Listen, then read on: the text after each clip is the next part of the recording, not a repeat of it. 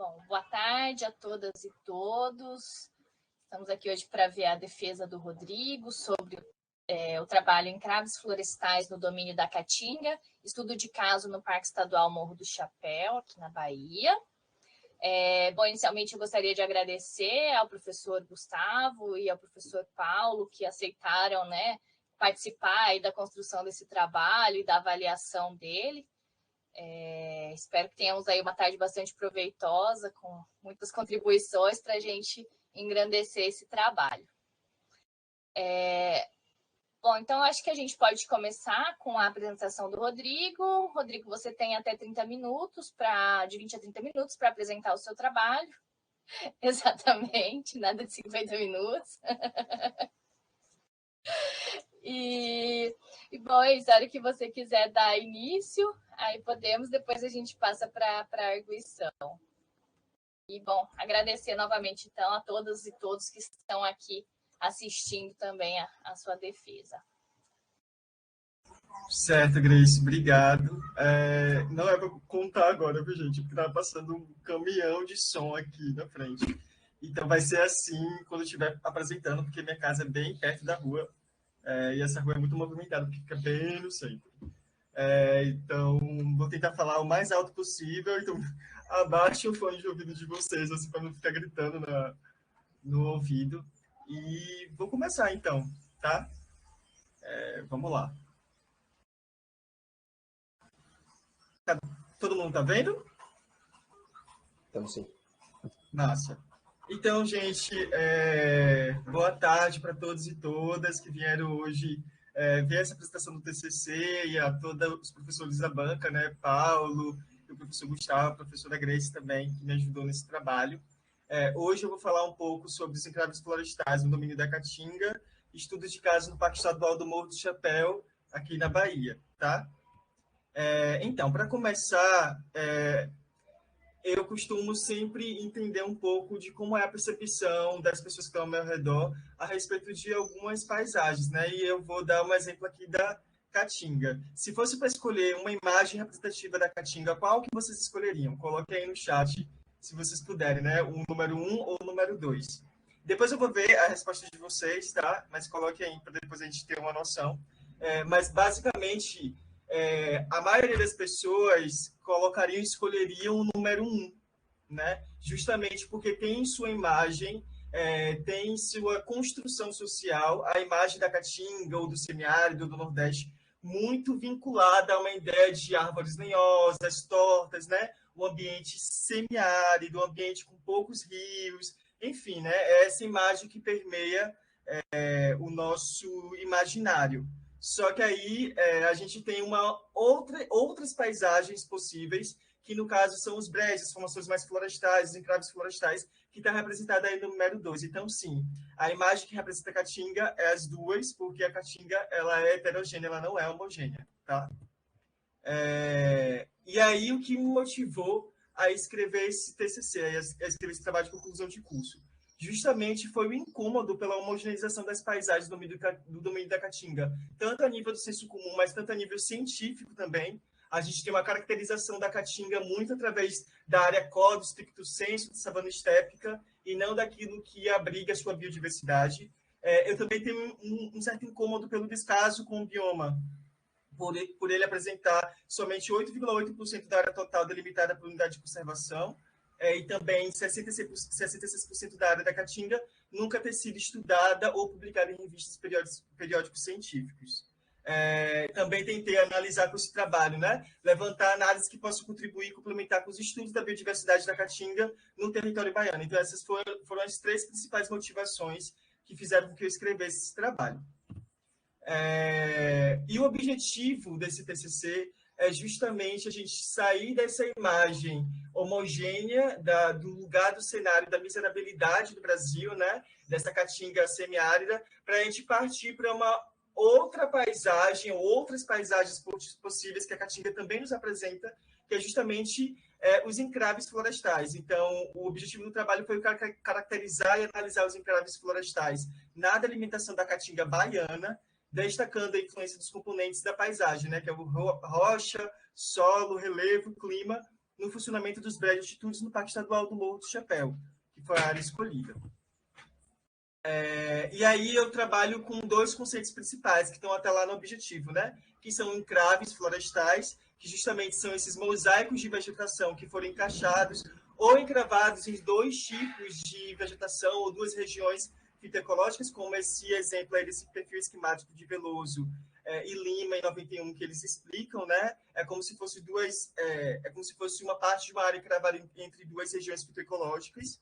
E também trabalho com o conceito de brejo de altitude, que são exemplos dentro da tipologia dos encraves florestais, que são consideradas ilhas de umidade em paisagem de exceção na Caatinga e possuem características dos elementos físicos que o diferencia da fitofisionomia do seu entorno. Ou seja, elas são essas vegetações mais arbóreas, né, que concentram maior taxa de umidade e que possivelmente, né, e fisiologicamente, elas são essas paisagens de exceção dentro dessa característica do semiárido.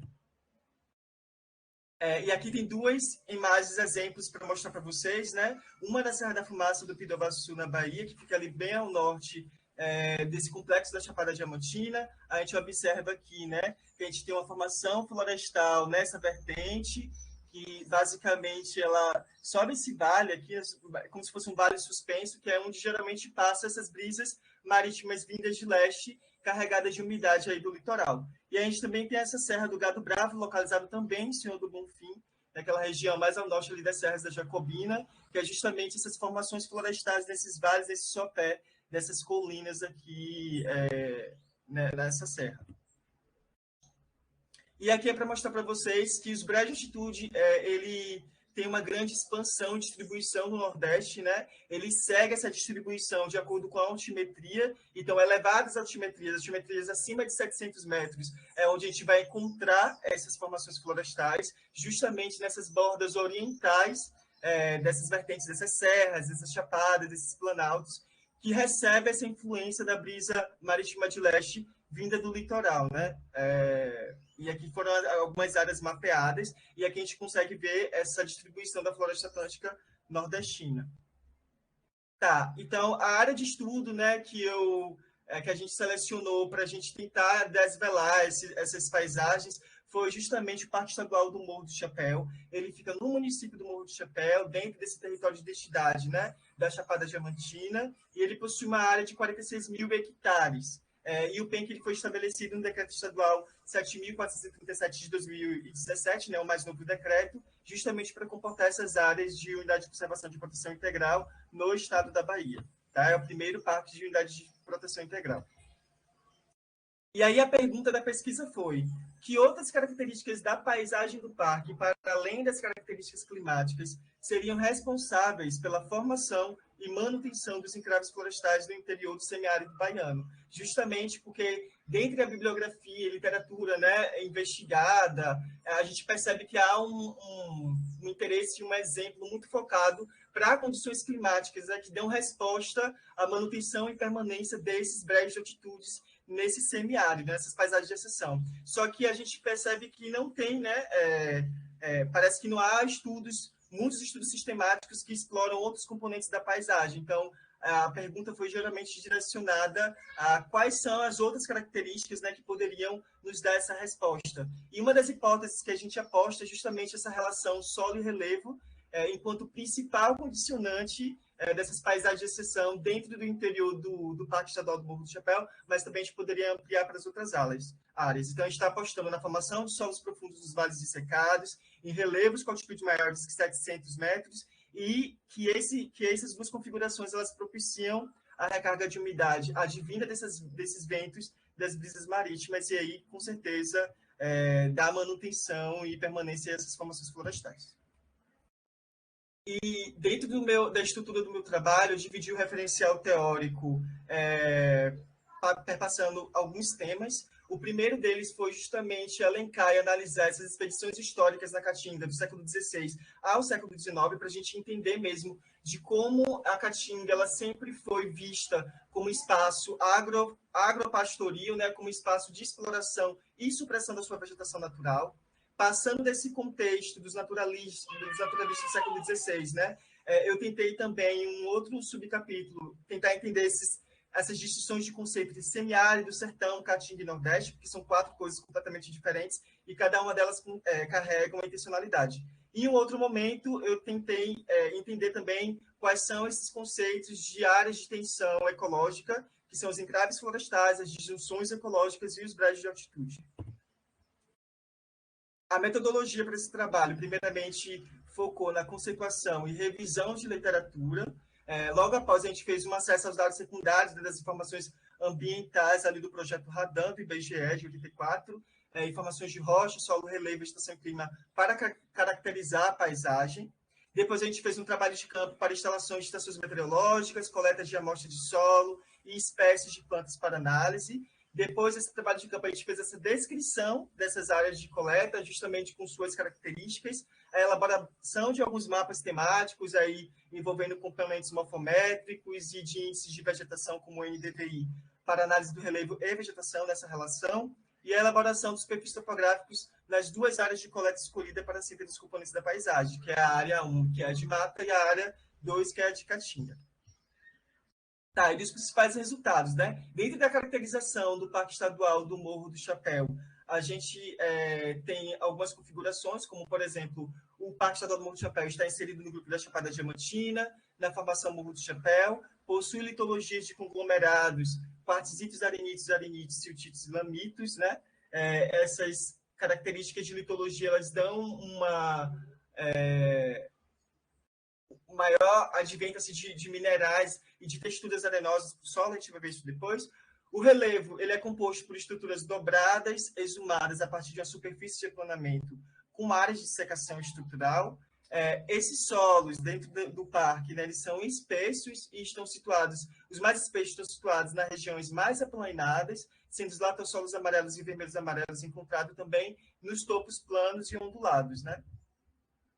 E aqui a gente consegue ver a distribuição espacial dessas formações geológicas, né, junto com algumas litologias aí indicadas, e também a gente consegue perceber aqui ao lado algumas unidades geomorfológicas, né, como, por exemplo, essas áreas aqui de altas altimetrias, né, acima de 1.100 metros, que são áreas dissecadas, que possuem esses topos convexos e que tem esses vales que são limitados e concordantes, aí, agregando algumas formações florestais e também essa incisão da rede fluvial. E aqui a gente tem as unidades geomorfológicas, né, do município, mas aí eu destaquei a área do parque justamente para entender como é que funciona e comporta essa questão do modelado do relevo, junto com algumas características aí da rede fluvial e de vegetação. Sobre ainda a caracterização, a vegetação dentro do parque, ela tem uma diversidade de mosaicos fitofisionômicos, sendo a savana estépica a mais predominante, ou seja, cerca de 77% da área, né? A gente falou lá que era 46 mil hectares, de hábito arbóreo e também arbustivo. A formação de mata é caracterizada enquanto floresta estacional semidecidual, sendo 19,7% do total dessa área, e o de cerrado, que é campo limpo e rupestre, que pega ali aproximadamente 3,3% da área total do parque. A média de pluviosidade anual é de 691 milímetros, de acordo com a normal climatológica aí de 61 a 90, de 81 a 2010, caracterizada enquanto subúmido a seco pela tipologia de Turner-Thwaite.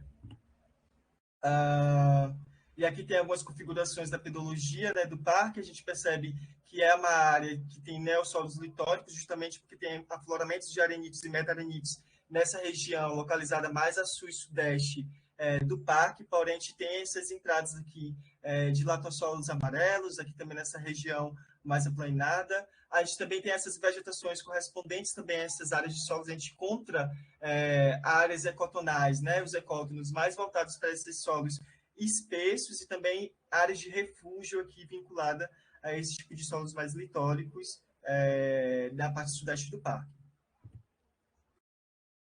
Aí, dentre a localização, né, do parque, toda essa caracterização, a gente definiu 2 áreas de coleta, justamente para a gente ter informações mais a nível local das características do parque. aí a gente identifica que a área de mata, que é essa parte aqui, número 1, fica mais a sudeste, justamente naquelas áreas secadas, de altimetria muito mais elevada do que essas áreas mais aplanadas, que é onde a gente tem essa savana mais estépica, que é a área 2, tá? Vou falar um pouquinho sobre cada uma delas rapidinho.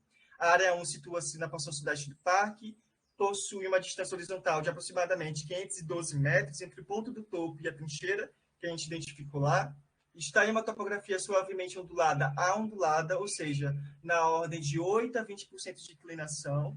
Apresenta uma cobertura vegetal de floresta estacional subcaducifolia, ou floresta estacional semidecidual, é justamente essas formações florestais vinculadas a esses vales aí, concordantes limitados, né? E está inserida em uma porção de secação estrutural, formando colinas de topos convexos. E a litologia característica dessa área é um meta-arenito atualmente bastante intemperizado. E aqui a gente percebe algumas informações de morfometria da área 1. Então, a gente tem algumas declividades, né, que vão de 10% a 25% de declive dessa área entre o topo e a parte da trincheira. A orientação da vertente, não sei se está dando para ver, né, gente? Mas da trincheira é voltada para leste, né? Então, a gente tem aí essas brisas marítimas entrando por essas áreas de vale e também retroalimentando essa umidade. E a gente tem o delineamento do Talbeg, né, que é separado aqui pelo divisor e pela rede de drenagem. Agora falando um pouco sobre a área 2, que é a parte de savana estépica. Localiza-se a nordeste do parque. Ela possui uma distância horizontal de aproximadamente 255 metros entre o ponto do topo e da trincheira 2, que a gente colocou. Ela está situada na litologia de quartzito, altamente temperizada e fragmentada, caracterizada por um relevo suave a suavemente ondulada, com declive de 3% a 8%, e apresenta uma cobertura vegetal hipoxerófila, marcada pela fitofisionomia de savana estépica arbórea. Tá?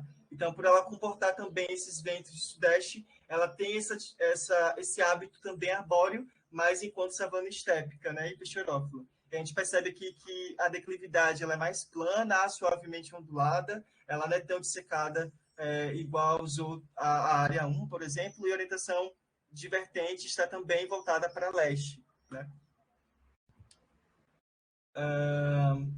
Sobre o solo da área 1. Na trincheira 1, a gente encontrou um latassolo amarelo distrófico, com textura arenosa, franco-arenosa. O modelado da vertente era côncava, né, que influencia diretamente essa circulação de água e essa acumulação de água na vertente, fazendo que se tenha essa alta lixiviação. Nesses horizontes superficiais, né, no horizonte A, encontramos maiores teores de fósforo e potássio, justamente por causa do acúmulo da matéria orgânica, e é um solo, né, em todos os horizontes de condição mais ácida, ou seja, apontou um pH de 5,1 para todos os horizontes.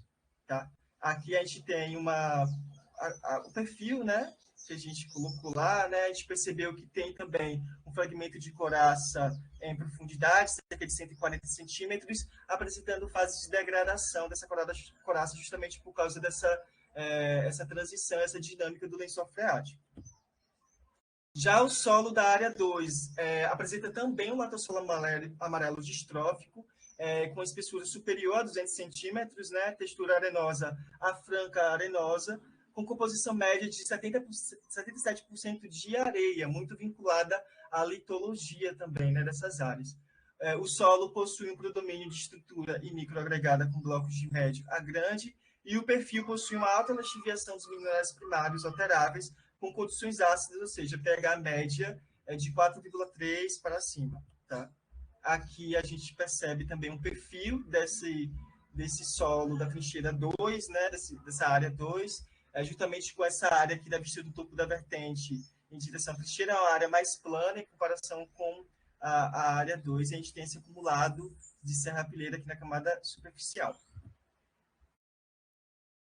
E aí, entendendo um pouco essa diferença entre a parcela de brejo e savana, quais são as diferenças, né? A parcela de mata, ela concentra no período de um ano uma diferença de 194,3 milímetros de chuva, a mais do que a savana estépica.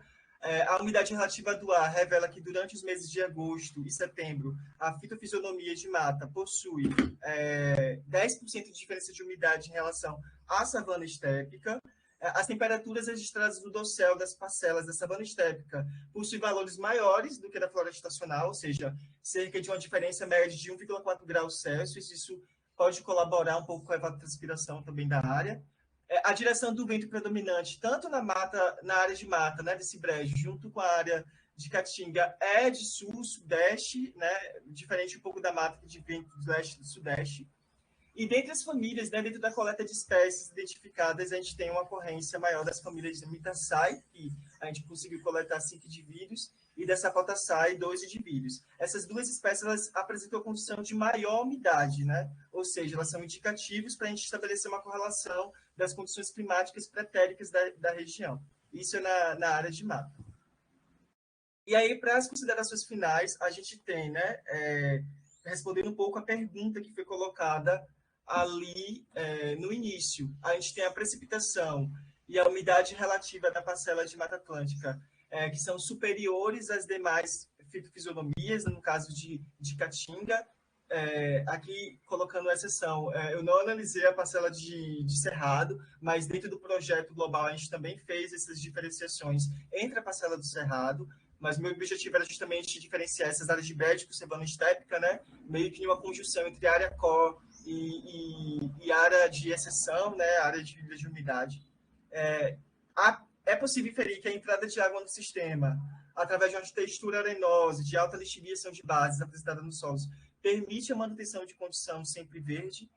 Dentro do trabalho, a gente tem alguns índices de vegetação normalizada. A gente percebe que as áreas que estão mais na porção sudeste do parque, que são áreas dissecadas, que é justamente onde estão concentradas, né, essas florestas estacionais semideciduais, são áreas que não perdem muito essa condição sempre verde durante essa reflectividade da infravermelho próximo, justamente porque a gente tem ali redes de drenagem muito próximas e essa textura mais arenosa do solo que comporta esse acúmulo de água, né? E de uma certa forma essa retroalimentação pelas raízes, enfim.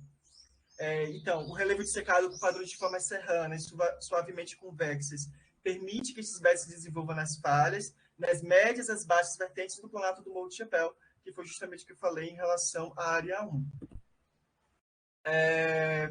Apesar dos resultados da pesquisa indicar que o modelado do relevo, com suas características morfométricas de altimetria, declividade e orientação da vertente a leste, apresenta uma condição essencial para o desenvolvimento dos encraves florestais, faz-se necessário mais investigações científicas na área norte da Chapada Diamantina para tentar desvelar essas informações reliquiais, justamente porque a gente tem uma concentração de literatura, né, uma concentração de pesquisas voltada para esses brejos, esses encraves florestais, mais ao sul do complexo da Chapada Diamantina, e a gente precisa desenvolver mais pesquisas, né, vinculando aí ao norte da complexo da Chapada Diamantina, a leste do Rio São Francisco, essa parte mais para a gente tentar entender como se deu essa expansão e retração dessa vegetação, né, informações que nos transporte para características mais reliquiais, justamente para a gente fazer um paralelo, né, de como essas áreas podem ser sensíveis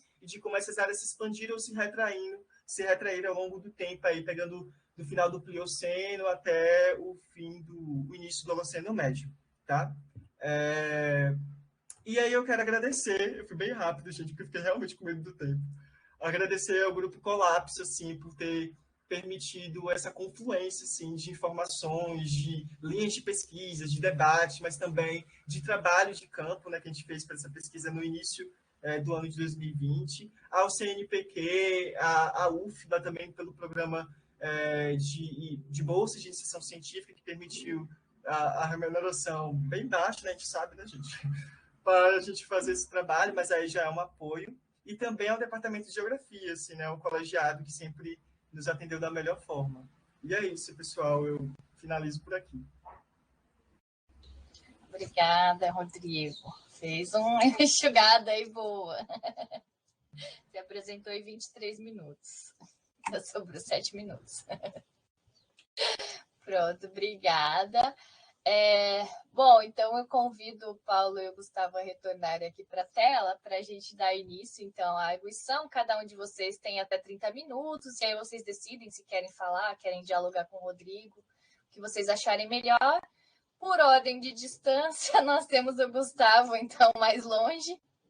Então, Gustavo, se você quiser começar, também se preferir que o Paulo comece, enfim, vocês decidam. Para mim, é indiferente, não sei. Paulo, prefere? Faça as honras.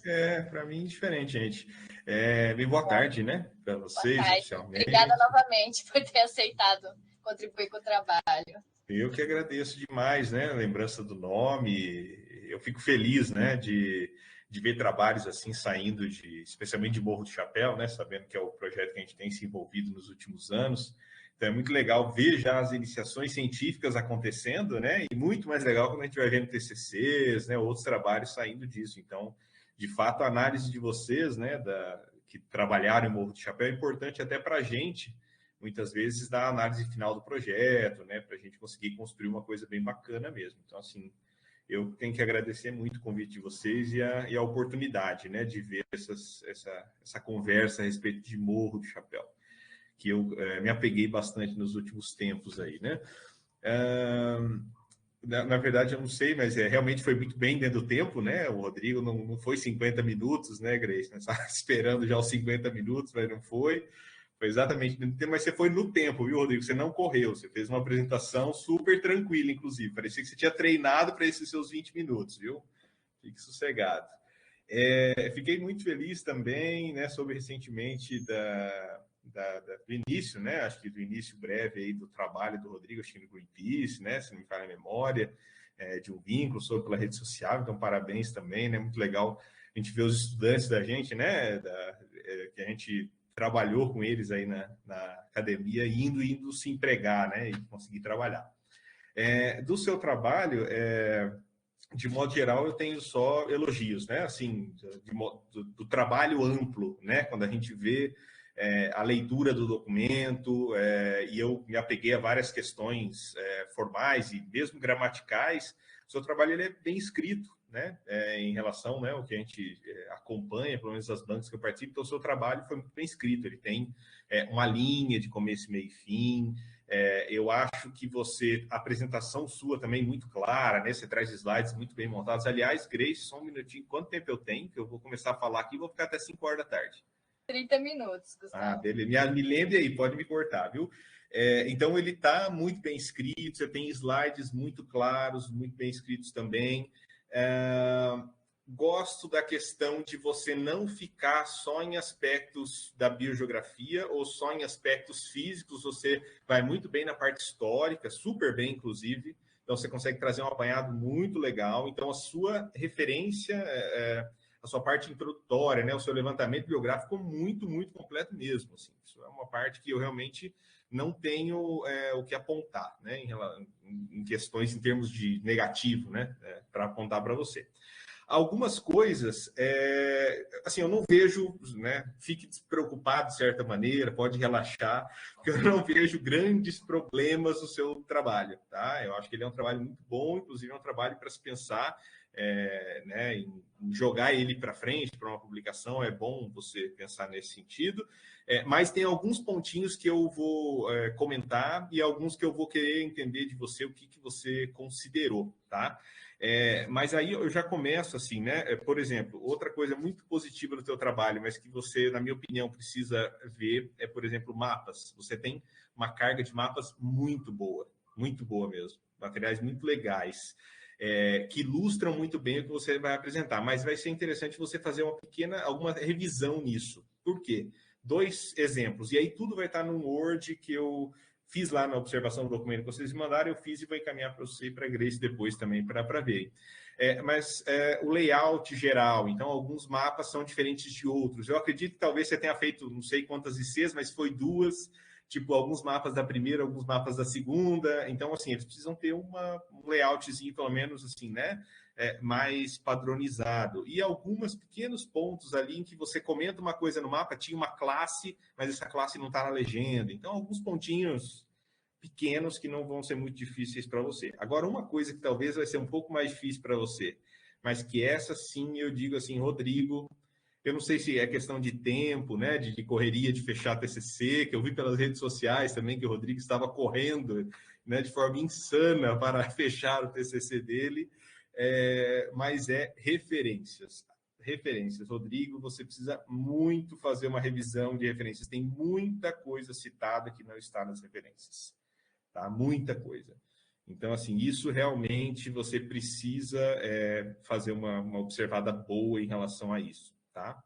E uma outra coisa que eu vou comentar ao longo do texto, ao longo da minha fala também, é que em alguns momentos você traz muitas informações, mas que provavelmente foram coisas que você não fez em campo. Então tem um momento que você fala de estresse hídrico e tal, não creio que você tenha feito para aquele momento e você não cita a fonte da informação. Então, assim, tem alguns pontos, mas esses pontos também, eu não vou elencar todos, mas eu também coloco nesse texto geral para você. Tá? Então, assim, algumas questõezinhas mais pontuando, né, para você. Então, por exemplo, no seu documento, eu não sei se você, por um acaso, está com ele aberto, eu estou aqui, no meu caso, com o Word, né? Então, a página 19 do Word, eu vou pela página do Word, que coincide com a paginação do documento, tá?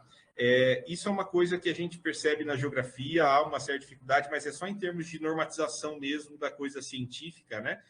Quando você cita nomes científicos, então sempre é importante, você citou de alguns animais, é importante você colocar não só o nome, né, aquela nomenclatura binomial, mas o descritor também da espécie. Então existe uma formatação, digamos assim, de apresentação desse nome. Então aqueles dois nomes, e aí tem na frente o descritor, né, daquela espécie. Então há uma padronização para isso e eu descrevo lá para você um pouquinho a respeito disso, tá?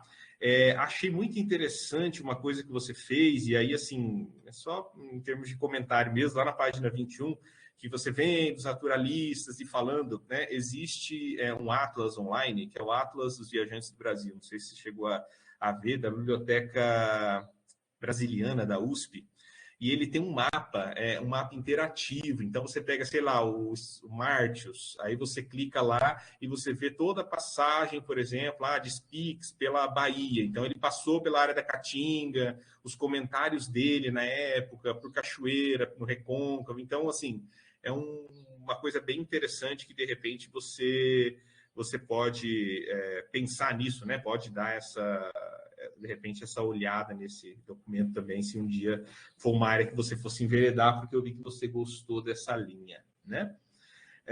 Depois, e aí como eu li ele há alguns dias, gente, eu vou pedir desculpa para vocês, mas eu vou lendo ali o meu balãozinho, na página 33 do seu documento, já pegando ali a parte mais dos seus procedimentos, eu acho que uma sugestão, né? Especialmente pensando depois em publicação. Mas talvez eu vejo que você vem, né, num texto, e aí, assim, é o que eu comento ali. Eu não vejo problema, mas pode ser que você vai encontrar pessoas que vão ver problema num texto, por exemplo, em primeira pessoa. Né? O seu TCC vem sempre ali, né, em primeira pessoa. Eu não vejo problema, talvez no momento de uma publicação você pode encontrar uma resistência a isso, tá? Mas especialmente ali naquela parte dos procedimentos, eu acho que você vai precisar ser um pouco mais minucioso em algumas descrições, tá? Então, por exemplo, aí até coloquei lá para você, né? Você falou da vegetação, né? Mas, tipo, teve os critérios, efetivamente, para a escolha desse local de vegetação? Por que ele não foi mais para baixo ou mais para cima? Para a trincheira? Foi tido em conta algum critério para você selecionar o local de colocar a estação meteorológica, a trincheira? Por que será que as três coisas estão juntas? Então, né, no solo, o que você fez? Você coletou, por exemplo, a amostra por horizonte ou foi de 10 em 10 centímetros? Então, sabe, esses detalhezinhos que, de repente, do seu procedimento mesmo. Eu acho que é uma coisa também que é interessante você pegar, tá? Isso fica só como sugestão. Não desqualifica de modo nenhum, né, o que você está apresentando. Como eu disse, é um texto bom, mas em relação de enriquecimento, de melhora efetivamente do seu material. Tá? na 34, e aí ali dentro das estações, aí é uma questão que eu te pergunto, na verdade, né? Quantas estações você efetivamente usou nas análises daqueles dados de clima que você apresenta lá? Rodrigo, seu microfone está fechado. Oi, então, eu tive... É isso, eu acho que eu percebi aqui. Mas, por exemplo, eu selecionei somente 2 parcelas, né? Então, foi a de Caatinga e de Mata Atlântica. Na de Mata Atlântica, eu percebi a parcela, eu coloquei os dados da parcela do dossel, né? E de savana estápica também, né?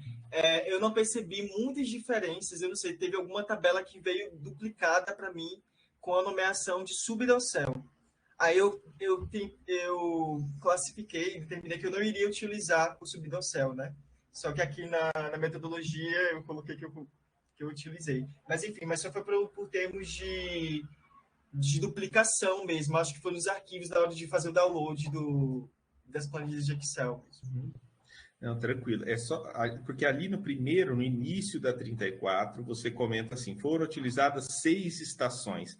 Aí eu fiquei na dúvida: será que ele usou as 6 estações para os dados, ou será que ele usou as estações 4, no caso, né, da Caatinga e da Mata? Ou será que aí ele usou só a do dossel? Então, isso precisa estar bem claro, porque daí, no caso, você usou, acho que efetivamente, os dados de 2, né? Então, não precisaria aparecer, por exemplo, 6 estações dentro da tua descrição. Eu acho que não vai ser muito o caso, não, tá? Isso é bom dar uma revisada. Depois, lá na 46, então você traz mapas, como eu disse, bem ilustrados, são mapas bem legais, mas que depois você dá uma olhadinha ali, né, em alguns pontinhos específicos. O que eu comento é aquela coisa da referência que eu tinha comentado lá atrás, né? Esse aqui é um exemplo disso. Porque às vezes a gente pode achar que não, né? Porque a gente está ali na euforia da escrita, né? E aí a gente acaba passando mesmo. Mas ali no início você coloca, né? Antes do mapa da figura 10, né? As influências litológicas e estruturais predominantes da região condicionam o ordenamento da drenagem local, sendo de controle estrutural com padrão de drenagem subdentrítico. Aí eu fiquei pensando, tá, você escrevendo desse modo, você está me dizendo que você fez uma análise para chegar a essa conclusão. Analisou uma imagem, sei lá, uma fotografia aérea da região e viu. Mas aí não tem na metodologia que você fez isso. Então, foi de alguém? Será que alguém avaliou? Então, qual é a fonte? Então, é um cuidado, é um detalhe, tá? Então, realmente é uma coisa que seria, talvez, interessante dar uma observada, tá? Mais adiante, lá na 53, os NDVIs, você apresenta alguns mapas NDVIs, eu pus ali algumas observaçõezinhas, né, que as datas estão muito pequenininhas, não está dando para ler e tal, umas coisinhas poucas, mas eu não entendi muito bem, e aí eu queria que você dissesse para a gente, né, qual foi o uso do NDVI efetivamente, qual foi a importância do NDVI dentro do TCC para você, assim? Porque eu admito que eu fico na dúvida se ele foi importante para você ou se ele poderia ser algo que você poderia suprimir do seu TCC, por exemplo, talvez. O que você acha? Tá, então, eu utilizei a técnica, na verdade, eu fiz 2 mapas de NDVI, né? Eu não coloquei aqui, porque ia ficar gigante, gente, tem tanta coisa que eu não coloquei nesse trabalho, ia ficar uma dissertação. Mas, enfim, na hora de priorizar, eu quis colocar esse mapa da área de pequena escala, né, que pega essa delimitação do Parque Estadual do Morro do Chapéu, justamente para me mostrar quais são as áreas, né, dentro desses vales dissecados, que tem essa refletividade verde da floresta, da formação florestal, né?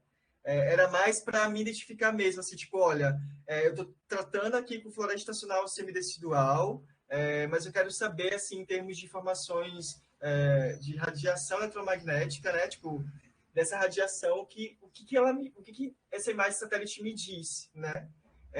Tem uma outra imagem, não sei se vai dar tempo para eu passar aqui, que é justamente um pouco mais aproximada, assim, de uma escala de 15 metros de resolução, que foca mais, né, nessa parte mais a sudeste, está no meu relatório número 2 da iniciação científica. Ali eu faço intervalos de tempo um pouco mais aproximados, não é tão assim entre meses e anos diferentes, e justamente me dá uma resposta, eu acho que maior para o que eu estou identificando aqui enquanto encrave florestal, que é justamente essa área mais secada, sudeste, que durante todo o período, né, de seca me dá essa refletividade mais de uma condição mais verde, né? Ou seja, que me informa que essas formações florestais ela tem situações ao longo do ano, fenômenos ao longo do ano que não perde tanto as suas folhagens. Eu quis chegar mais essa análise do que de fato colocar ou partir para outras descrições. Uhum. Não, perfeito. É isso. Eu acho que ela tem um uso, né? Eu acho que e foi legal a ideia que você teve desse uso. Mas aí é interessante, então, se for mantê-la, vira ali na descrição, porque ela dá essa resposta, né? Ela ajuda, porque realmente aquela área da mata onde você trabalhou, você vai ver que o NDVI ali vai ter uma certa constância mesmo no período mais seco, né? Talvez esse recorte dessa outra figura que você comentou pode ser mais interessante, né? Mas num efeito de parque estadual como um todo, pode dar uma resposta bacana.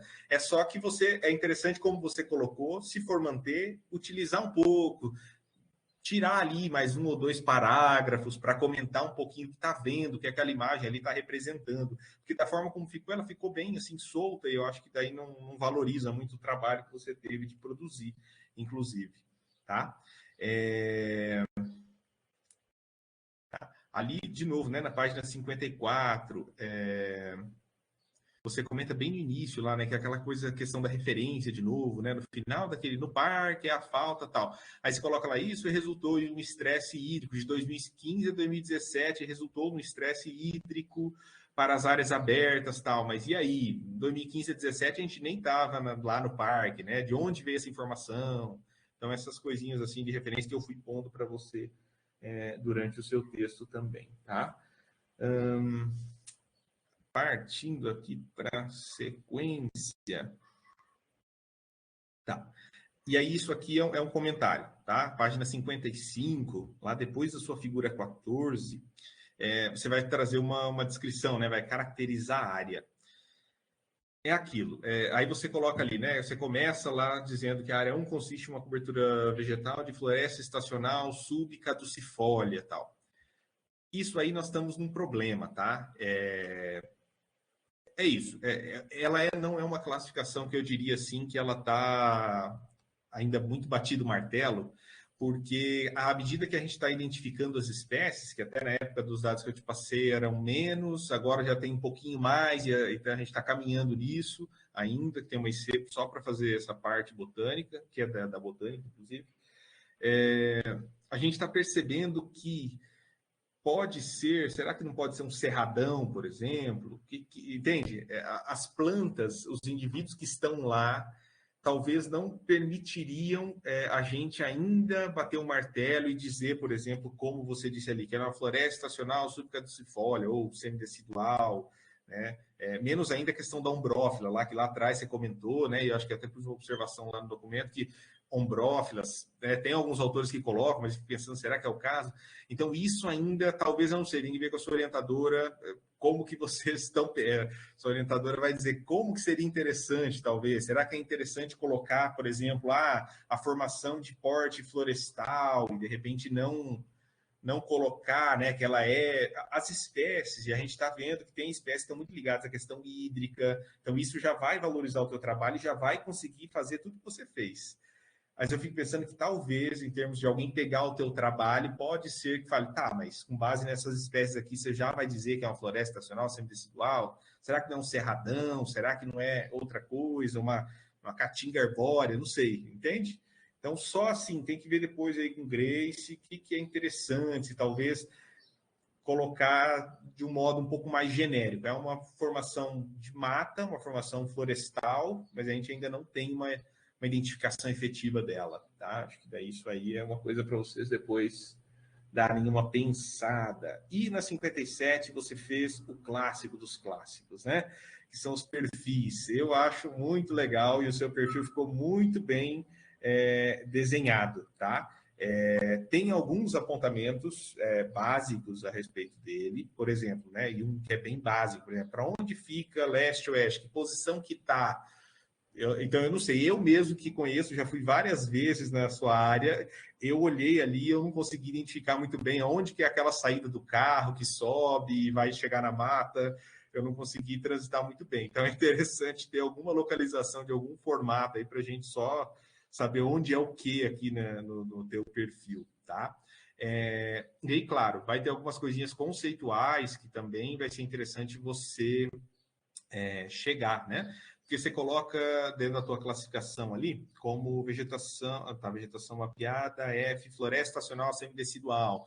Aí ao lado você coloca que no Radam Brasil era um refúgio vegetacional montano. Mas nesse sentido, será que a floresta estacional semidecidual não seria um refúgio vegetacional montano para essa localização? Então, talvez eu acho que a gente poderia tratar do mesmo modo, entende? Enfim, é isso. Eu coloquei lá coloquei um textinho para você, mas aí depois também a gente pode conversar alguma coisa, viu? A respeito disso, especialmente. E aí, a outra pergunta, mas é mais no sentido de te perguntar mesmo, né? Você coloca que nós temos lá na página 60, e você falou na tua apresentação também, que nós temos uma caatinga hipoxerófila. Por que a gente não tem uma hiperxerófila? Com base em que você disse que ela é hipoxerófila? O que você acha?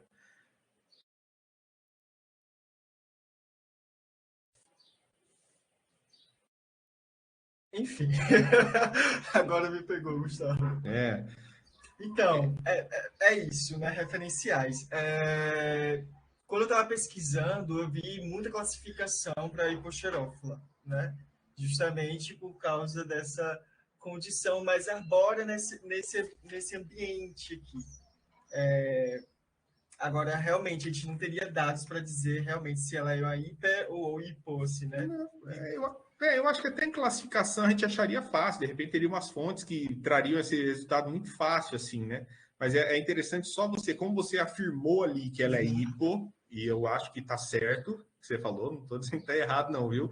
Tá certo o que você falou, mas eu acho que assim, tá, tipo, como que você baseou nisso? Como que você chegou nesse hipo? Será que você leu em algum lugar que alguém falou que era a região da Bahia, de certo modo, seria hipo, ou o quê, né? Então, é interessante trazer isso daí. Tá? As tabelinhas ali das estações ficaram bem legais. Eu acho que o Paulinho vai comentar um pouco. Eu acho uma diferença de 194 milímetros bem interessante. Já ajuda você assim, a poder trazer, né? Acho que já é um dado que ajuda, sustenta, de certo modo, o seu trabalho, assim, né? Você pelo menos poder comentar alguma coisa, acho que foi bom. E fora o esforço de conseguir trabalhar, né? Porque dados de estação, Paulinho, que é do clima aí, a coisa é cheia, né? De linhas, milhões e milhões de linhas. Então, só o esforço de você ter feito isso, efetivamente, já é um esforço bastante importante. Uma coisa que eu fiquei na dúvida, e aí de verdade mesmo, eu não sei, tá? Aí você talvez vá poder me dizer. Lá na página 66, você coloca lá a direção do vento, né? E aí tem um número na sequência. Tipo, é que não estava escrito e eu, sinceramente, me falhou, assim. Do que se trataria esse número? Seria do ângulo. Só que aí eu acho que, enfim, eu teria que revisar isso, porque foram informações da própria tabela, assim, sabe? Eu percebi que em outros trabalhos eles colocam esses números por causa dos ângulos, assim, mas como os ângulos vão até 360, eu também fiquei em dúvida. Como eu pensei que seria uma informação relevante, apesar de não trazer para a minha descrição do texto, que seria um erro no caso, eu deixei. Sim, mas eu posso tirar. Eu imaginei que fosse. Não, mas eu não sei. Depois Paulinho comenta aí para nós que se é uma informação que é relevante ou não, mas eu fiquei, assim, eu olhei e falei, deve ser, né? Mas como também não tem, eu não sabia efetivamente o que te dizer, né? E aí, partindo já mais, assim, na página seguinte, né, ali da 67, uma coisa que eu senti falta e eu não consegui entender o porquê você fez isso, foi, e aí não é nenhuma pergunta, é só mesmo um comentário, das plantas da Caatinga. Tipo, você trabalha com as plantas da mata, mas será que lá na Caatinga você chegou a ver, né? Será que tinha alguma planta lá que poderia me indicar? Ou não, lá naquela área da Caatinga, como a gente tem uma diferença, né? em relação à posição, as plantas que estão lá efetivamente são plantas de caatinga, né? A gente fez um levantamento e viu tais e tais plantas. Então, assim, num descritivo mesmo, bem simples, só para mostrar mesmo que, olha, essas duas áreas elas têm diferenças. A vegetação que está ocorrendo, que ocorre em uma, não ocorre em outra, né? Eu fiquei procurando, falei, cadê o rapaz aí, né? Enfim, na sequência, né, você vai vir para as suas considerações finais. Acho que estão muito boas, mas, assim, acho que eu entendo que é o tempo é curto, né? As coisas correm desesperadamente, mas daria para explorar muita coisa aí, se você fosse seguir para uma pós, não sei se é o seu plano um dia, se for seguir nessa linha, dá para explorar muito mais, acho que, né, os dados, assim, de repente, em termos de discussão. E aí, atenção especial para um pontinho ali na página 69, deixa eu só ver em que momento. Você cita lá no início dela o Andrade Lima, né, o Darlan de Andrade Lima. Ele faz uma afirmação, ele coloca ali, afirma que nos períodos interglaciais que teriam permitido a expansão dessas florestas, né? E aí depois, um pouco para baixo, você cita até o trabalho do Silveira, que é Silveira et al., no caso ali, não é só a Silveira, que inclusive são da UFBA, né? O pessoal aí, o Silveira e colaboradores, todos da UFBA, eles já não chegam nesse interglacial, eles já chegam no glacial. Então, você está com duas citações que estão conflitando, assim, estão em choque, mas que você não comenta, né? Pode mantê-las, mas de repente só ter esse comentário, né? Porque uma coisa refuta a outra, uma coisa vai contra a outra, né? Então, só esse cuidado aí para nessa parte final, mas eu acho que ela está bem amarrada para o que se propõe, né? Um TCC, eu acho que está dentro do que a gente espera aí, tá? Isso, o que eu tinha, espero que tenha, né, colaborado. Depois eu vou mandar tudo para você, vai ter, né, o seu período, acho que, das correções. Tem o Word cheio dessas coisas, com todas essas partes, tá? Mas, de todo modo, é isso. Como eu falei, o seu trabalho ele é um ótimo trabalho, tá? Tirando esses pontos que são realmente pontos, você não tem problemas graves. Você não tem. Você tem um trabalho bom. Então, é só agora um esforcinho aí mais de alguns dias para você refinar agora melhor o que você já fez, tá bom? Agradeço de novo vocês, gente. É muito bom ver todos. Muito bom ver esse trabalho e fico à disposição, certo?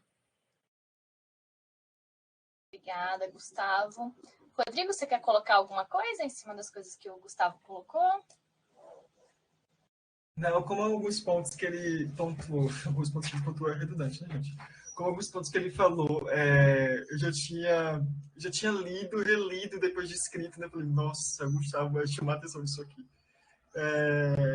Eu já tinha identificado, inclusive, como possíveis alterações e revisões eu vou fazer, mas eu agradeço, assim, todos os apontamentos mesmo, assim. Eu acho que é uma oportunidade muito incrível para a gente se aprimorar cada vez mais, né? Deixar nosso TCC e nosso trabalho, assim, muito mais enxutinho, formatadinho, assim. É isso. Só agradecer mesmo. Eu vou fazer as alterações, pode deixar. E só para, né, fique tranquilo que daqui 10 anos, quando você pegar o teu TCC, você vai achar que ele não vai estar do jeito que você queria, viu? Fique sossegado, que não sei se com Grace e Paulinha é assim, mas eu vejo a minha tese, as coisas, eu falo, meu Deus, como eu escrevi isso, né? Então, fique tranquilo que essas coisinhas assim você vai achar o resto da sua vida, tá? Então, não se apegue.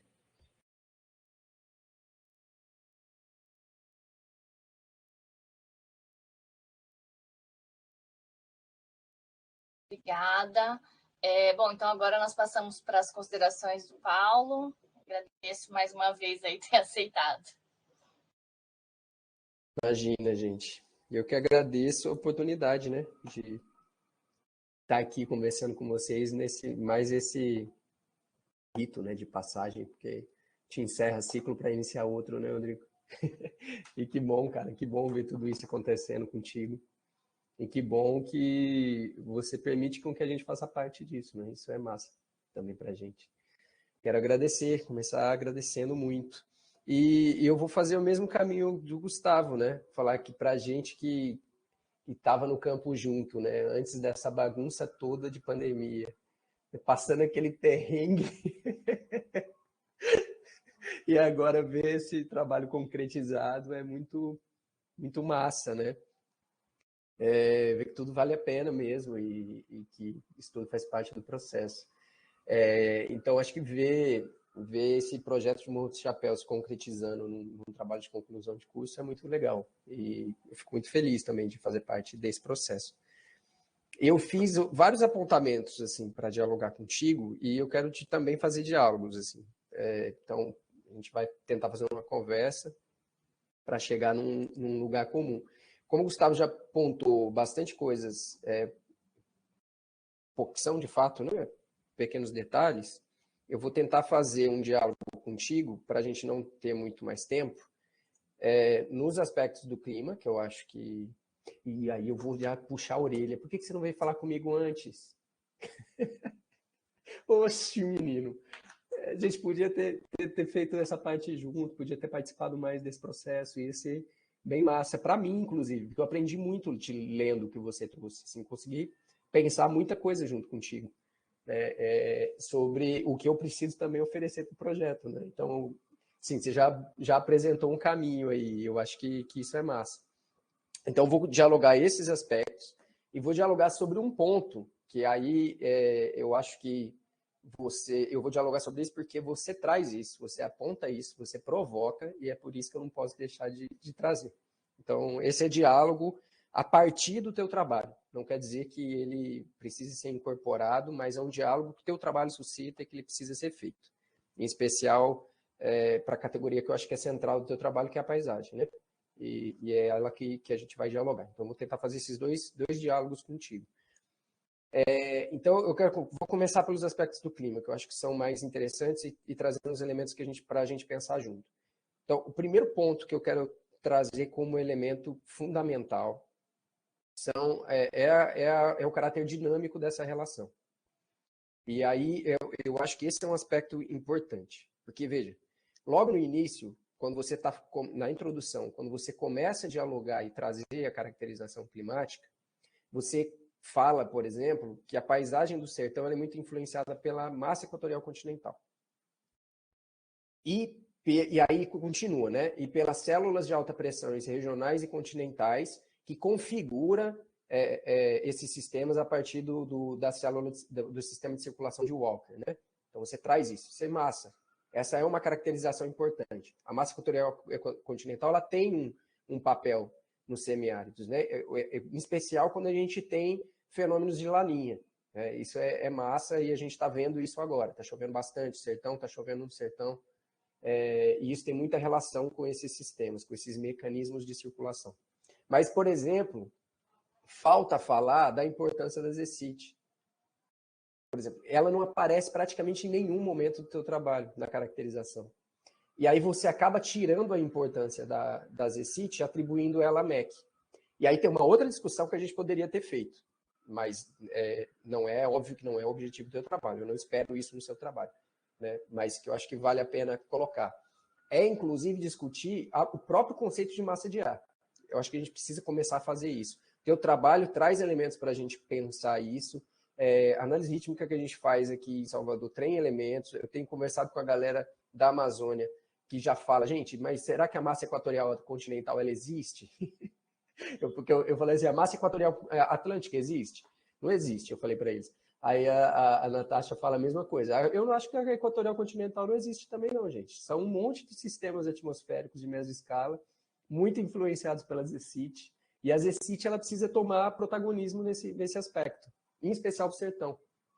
Né? Então, eu acho que esse é um elemento que você precisa trazer, de caracterização, né? Porque a ZECIT ela tem esse aspecto importante.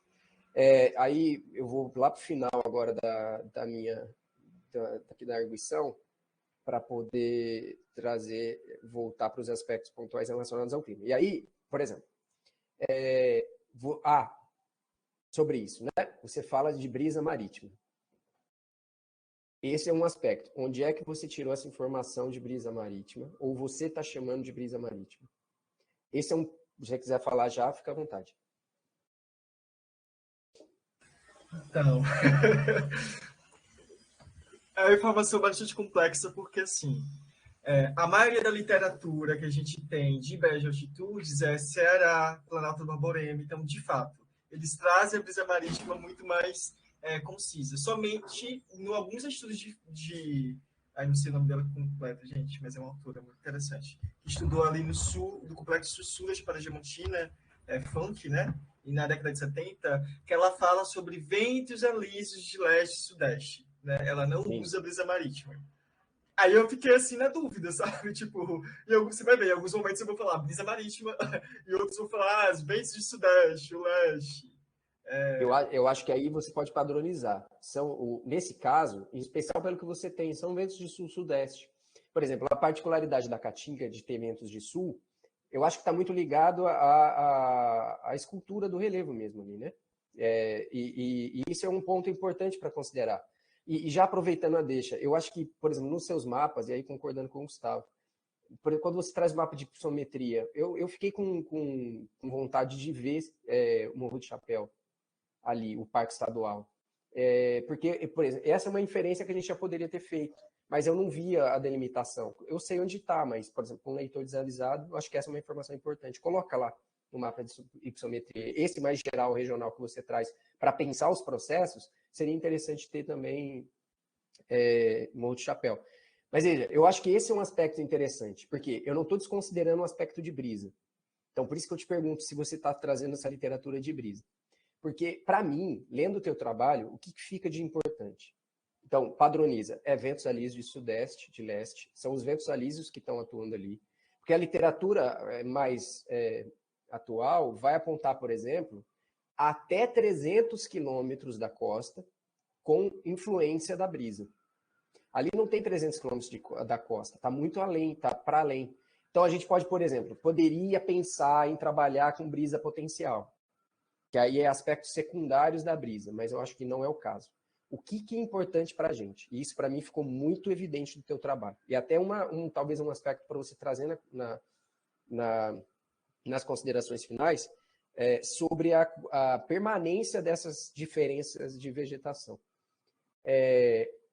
A brisa de vale-montanha, essa é importante. Ventos anabáticos e ventos catabáticos. Por quê? Para mim fica muito claro, a parte mais de solos mais profundos, e aí é uma dúvida que eu tenho, e talvez você pode me explicar sobre isso.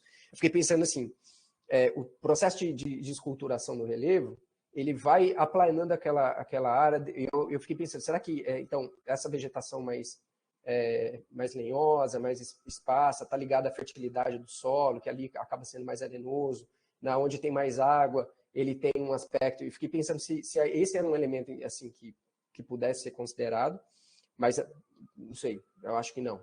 Mas o que para mim salta é um elemento de escultura, no processo de esculturação, como é que essa umidade ela vai se conformando. Porque, veja, os ventos de leste chegam tanto na parcela 1 quanto na parcela 2.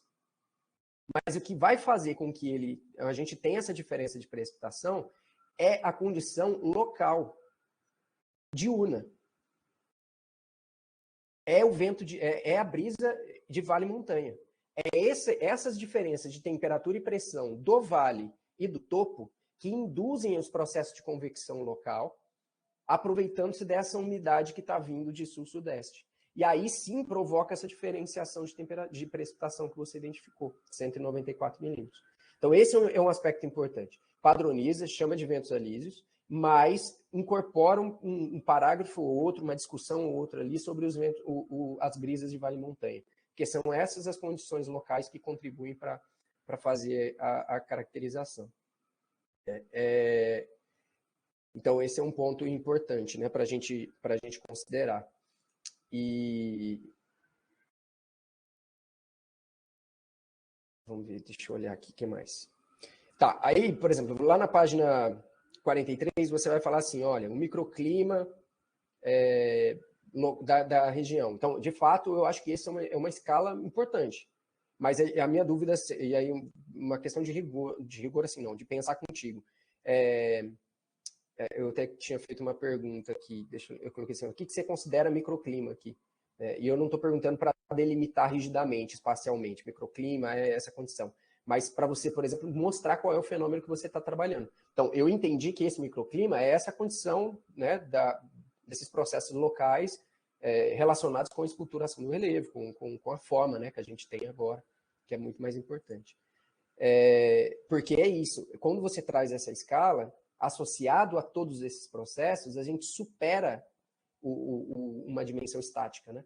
A gente começa a pensar essa escala como um outro elemento. Eu acho que esse é um ponto interessante.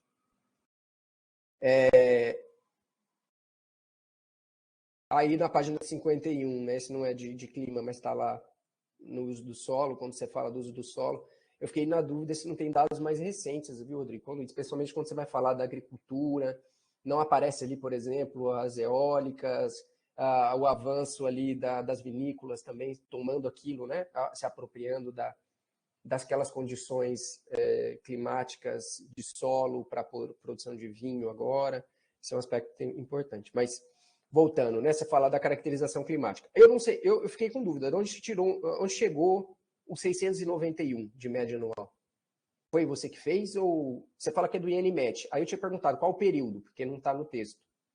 Aí você agora na apresentação falou, é de 81, 2010, 91, 61, 90. Mas, por exemplo, nas tabelas do INMET, eles dão outros limiares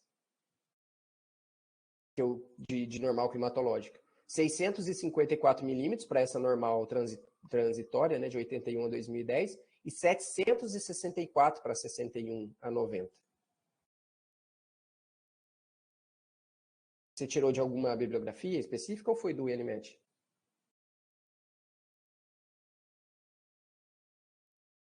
Então, eu acho que eu tirei de uma bibliografia específica, que é justamente uma caracterização do município.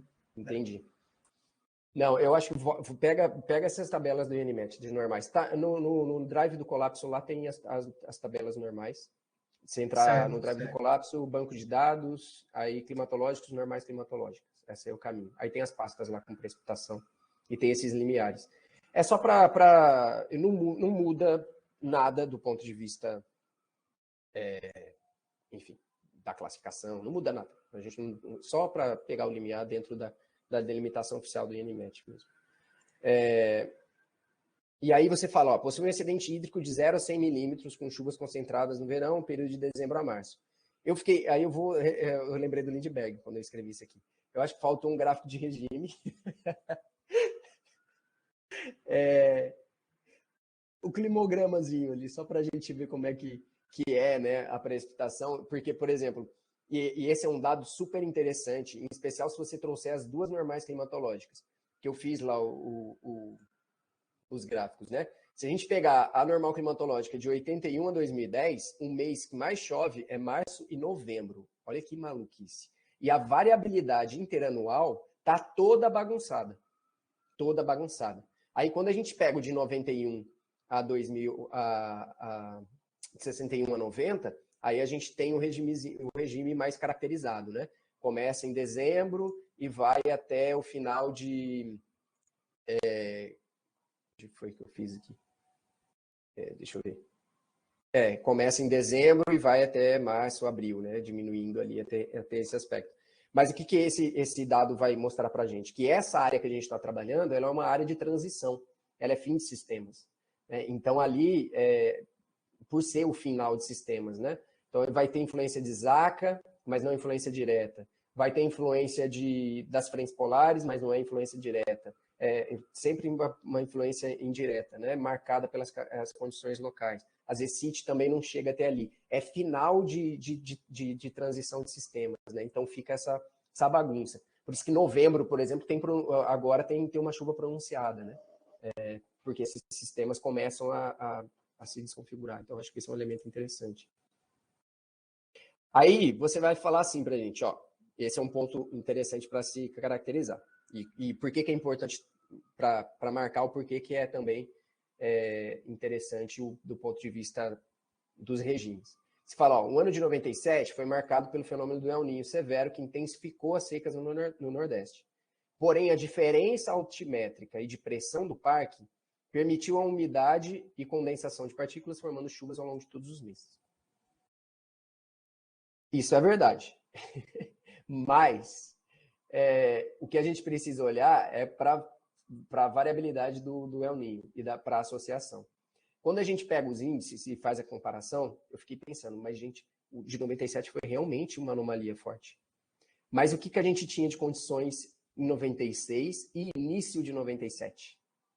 Uma condição de Enos neutro, mas com uma anomalia negativa.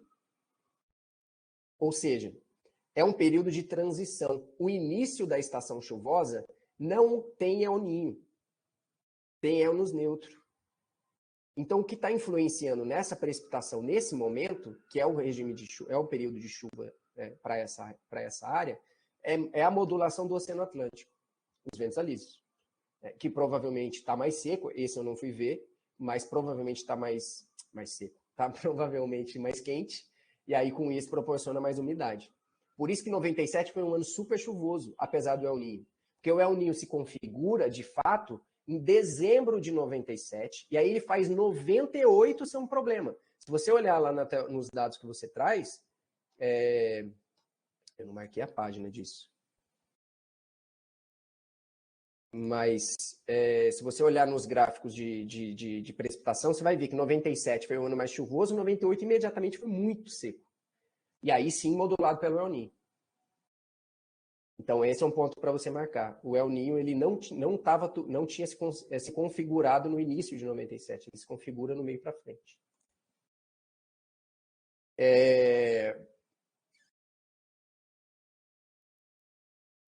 Aí você fala, então, na página 52 é um ponto que para mim é central. E esse eu acho que você precisa marcar mais. Porque isso eu não vi os dados, tá? Eu não te peguei as planilhas ainda para trabalhar, mas eu tenho só as primeiras que o Gustavo me mandou. Então, eu peguei essas primeiras que o Gustavo me mandou e fui dar uma olhada agora. Não tem nenhum ano completo, mas tem os períodos chuvosos e secos. E aí, o que eu já consegui perceber? Você fala assim na página 52, essa distribuição de chuvas é controlada pela grande sazonalidade climática existente na região, sendo o volume total acumulado em poucos dias do mês. De fato, essa é a característica, né, que a gente tem. Então, a concentração de chuva é um elemento central. E aí, por isso que eu volto na importância de caracterizar brisas de vale e montanha. Por quê? Quando a gente olha para o número de dias com 1 milímetro de precipitação, e a gente vai comparar as parcelas, eu fui comparar as parcelas nessa planilha que eu peguei de Gustavo e que eu tinha feito já uma primeira caracterização aqui. O número de dias, ele... Deixa eu só achar aqui, tá, gente? Vai ser rápido, climatologia mensal mata, precipitação, aqui, dias com chuvas. Por exemplo, isso eu estou falando de março de 2020, que é o período que eu tinha feito, de março a outubro de 2020. Eu não sei se essa é a condição que fica todos os tempos, mas essa é uma condição que eu imagino que seja, e por conta do efeito local. Na Caatinga, o que a gente tem? O período chuvoso, março, por exemplo, tem 11 dias. O gráfico ele desponta. A maior quantidade de precipitação no mês mais chuvoso. Passou os meses chuvosos, eu tenho muito pouco dia. No máximo 3 dias com chuva. E aí, por conta de condições locais. Agora, quando eu olho para a mata, eu tenho, por exemplo, nos meses chuvosos, março e abril que eu tenho, 16 dias. Aí, quando entra no período seco, eu tenho 11 dias.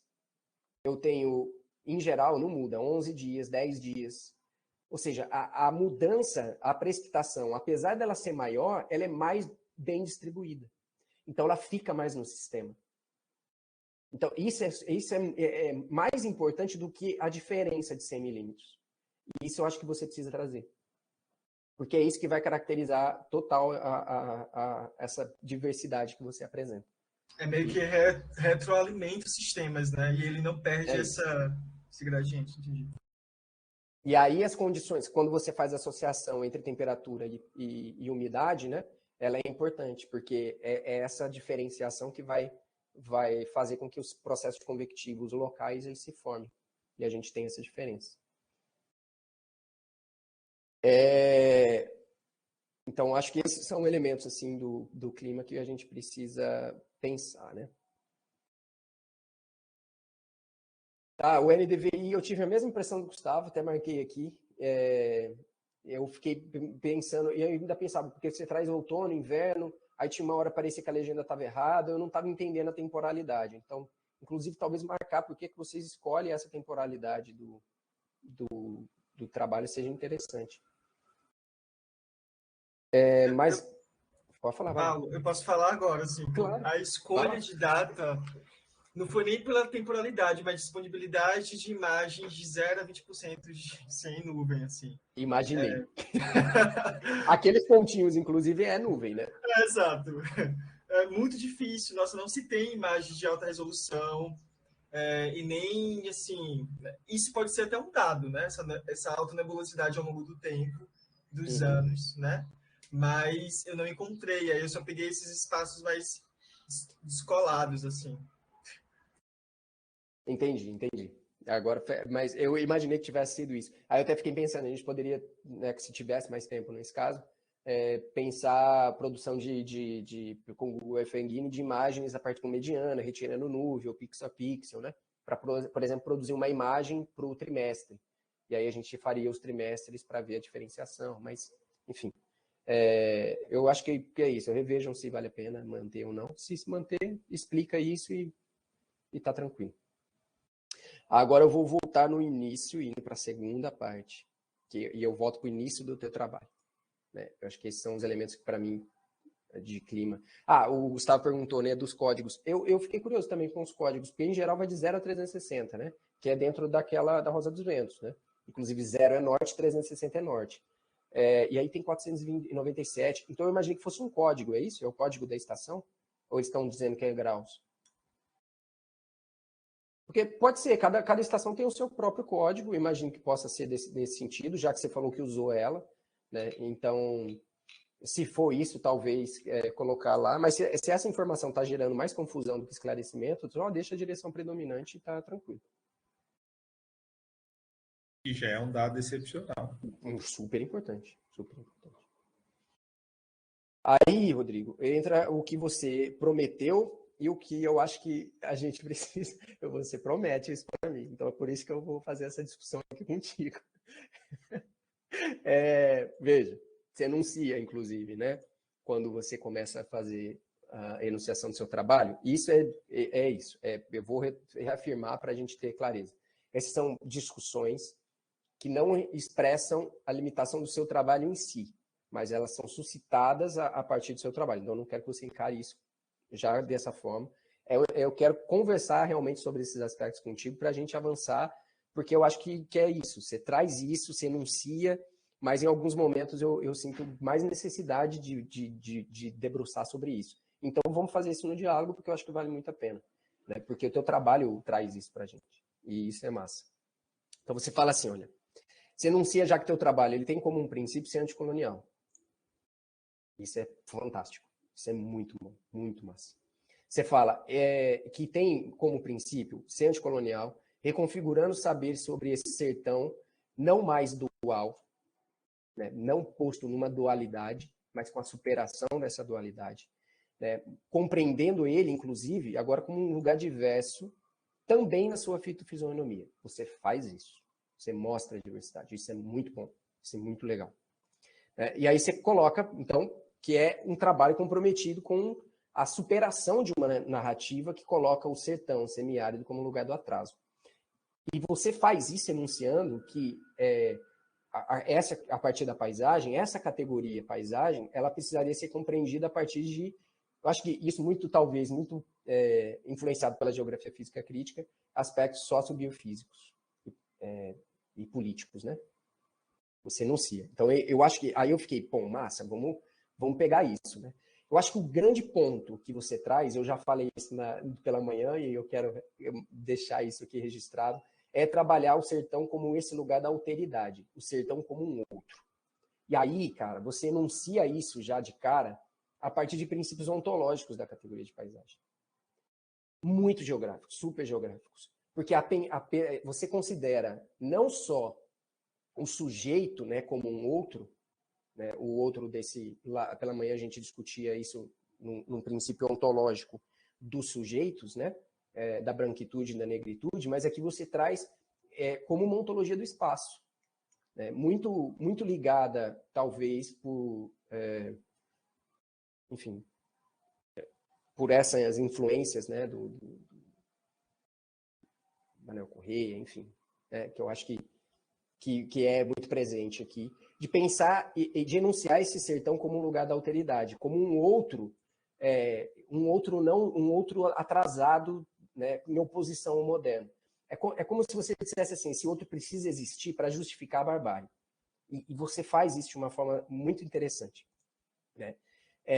Então, e é fundamental porque conta a história, né, de um lugar que é consolidado como outro arcaico da modernidade, o contraponto não civilizado que demanda a modernidade burguesa, que demanda primeiro um projeto colonial, né, e você mostra isso a partir das ideias, das concepções utilitaristas, né, das expedições que são desbravadas para o sertão, e depois, numa virada epistemológica, a partir dos naturalistas do século XIX e do século XX.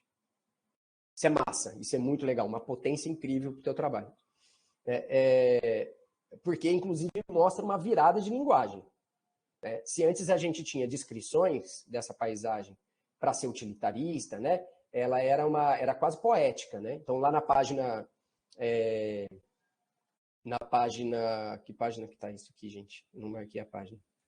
Uma citação do Pereira, de 1800, 1801, no início ainda do século XIX, mas muito ligado, né, a essa concepção utilitarista. Se fala assim, né, então ele está cansado de ver os campos secos, sem uma única árvore verde subindo. A Serra dos Matões foi para mim um belo espetáculo ver aquela altura coberta de verdura continuada, cortada de riachos de água pura e cristalina, muito fresca, com excelentes terras de plantações que me fizeram acordar as de Minas Gerais, densos matos, grandes árvores frutíferas, quando é ao contrário da Serra Grande, que não é longe daí, campos secos, águas salobras e sem corrente, mato áspero, ferrenho, seco, sem frutos, e que chamam caatinga na linguagem vulgar. Que diversidade tão notável. Então você está citando ele, é quase poético, né? E olha, a diversidade como um elemento ali, posto, né? Que diversidade tão notável. E aí você marca essa virada. Os naturalistas, eles colocam a paisagem sobre uma linguagem matematizada. Né, Descartes, Diderot, Francis Bacon, né, a linguagem da natureza é a matemática. E ela precisa ser dominada e posta a serviço do homem. E aí esse princípio utilitarista ele é radicalizado, mas ele é reduzido. Você marca isso, ele é reduzido à dimensão de um atributo climático.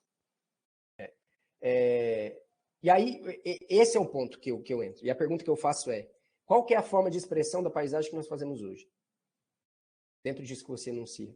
Qual é a linguagem que nós adotamos? E não é um problema de linguagem, tá? Mas é a linguagem da natureza que nós adotamos para produzir e representar a realidade sertaneja na geografia como um todo. Isso é uma pergunta, para pensarmos juntos. Quer falar já? Seria como uma proposição ou, de fato, identificar o que acontece hoje? Não sei. Esse é um aspecto para pensar. Tá, então eu vou começar... descrever esses naturalistas para mim, assim, demonstrou... Eu estou fazendo algumas leituras da literatura das secas, né? E isso me incomodou muito, né? O fato de olhar a natureza já com a visão agropastoril, né? Ou seja, eu olho aquela natureza visando a supressão para transformar aquilo em mercadoria, e aí eu mercantilizo a natureza para fins de acumulação do capital, né? Era o esboço do projeto capitalista para o Brasil, né? Para aquela terra sem gente, como eu falei, né? Sem gente, sem mato. Então, em nome disso, em nome desse desenvolvimento, em nome dessa expansão colonial, se matavam indígenas, se matavam crianças, se matavam mulheres, essas mulheres, esses indígenas do interior, né? Durante essas viagens. E eu achei muito... Eu já tinha um certo conhecimento, né, sobre todas essas atrocidades das margens de opressão, mas chegar a nível documentado, né, de cartas pelo arquivo marinho, né? Eu tive acesso a alguns arquivos marinhos, ultramarinos de Portugal, então eu vi isso, inclusive, né, na minha passagem por lá, em alguns museus, né, essas descrições da natureza, ou de componentes da natureza, muito nessa linguagem filosófica, né? Enfim, como se fosse tudo uma grande Nárnia, né? Como se não houvesse essas contradições aí de resistência desses povos. isso me incomodou muito. Eu falei, nossa, eu vou ter que trazer para o meu trabalho essa visão utilitarista para a galera entender que a visão que a gente tem, e aí eu vou pegar seu ponto, viu, Paulo? A visão que a gente tem hoje do domínio da Caatinga, e eu estou falando de uma visão, de uma percepção mais a nível Brasil, né? Porque eu li 2 relatórios falando sobre a percepção do brasileiro em relação aos biomas, depois eu passo. Da Caatinga em relação a esse atraso, a essa seca, essa falta de endemismo, que agora está sendo até modificada com revistas mais atualizadas e tal, é fruto dessa expressão colonial, né? A gente herda isso. Então, eu acredito, né, que pelas minhas literaturas, ou pelas minhas leituras, esse sistema de taxonomia e de classificação de Linneu e de outros naturalistas, né, que fizeram contemplar essa visão mais paisagística, né, como você falou, teorético, quantitativa, que a geografia importa nos seus estudos, ela tem esse quê utilitarista. E hoje eu não vejo muita dissociação dessa visão utilitarista também não, né? A questão é por isso que eu falei, para analisar o que acontece hoje ou para fazer uma proposição. É a gente encontrar instrumentos metodológicos, epistemológicos e ontológicos para olhar para a natureza a ponto de não encontrar nela essa mercantilização utilitarista, né, dessa paisagem, né? Primeiro, para a gente entender outro conceito de natureza, isso daí já é outro debate. E segundo, para a gente voltar para esse olhar. Vamos voltar para esse olhar já nos conduz que a gente precisa mudar algumas metodologias dentro da academia, né? E aí é que tá. O desafio é quem quer abrir mão, né, das sistematizações e classificações clássicas que a biogeografia, a biologia e a botânica, né, tem. E eu tô falando mais da vegetação, tá? Em relação a essa sistematização para um olhar que não vincule a utilização dessas espécies, que não vincule a utilização do solo para fins econômicos, né? Para fins de acumulação do território, ou acumulação de capital. Eu não acho que a gente não deva analisar esses benefícios de serviços que a natureza pode nos proporcionar, porque está nessa relação. Sair dessa dimensão também econômica é também a gente anular a realidade, né? A gente precisa dessa relação com a natureza em termos de serviços ecossistêmicos. Se a gente for pensar no alimento, né? A gente extrai o alimento da natureza. Se a gente for analisar pelo viés moral e ético, que essa extração da natureza é uma agressão, então a gente já está partindo do pressuposto da nossa não existência perante essa relação. Então, não é esse ponto que eu quero chegar. O ponto que eu quero chegar é de como a gente transforma o que a academia nos fabrica em termos de análises, né? Em termos de metodologia, para a gente chegar nesse mercado de trabalho, que muitas vezes demanda componentes utilitaristas, para a gente transformar essa visão, para a gente trazer essa guinada, né, de nessas relações que tem a economia enquanto pauta, a gente vincular tanto esses serviços ecossistêmicos quanto a preservação e conservação desses elementos. Eu não acredito na economia verde, isso vai ser bem tático.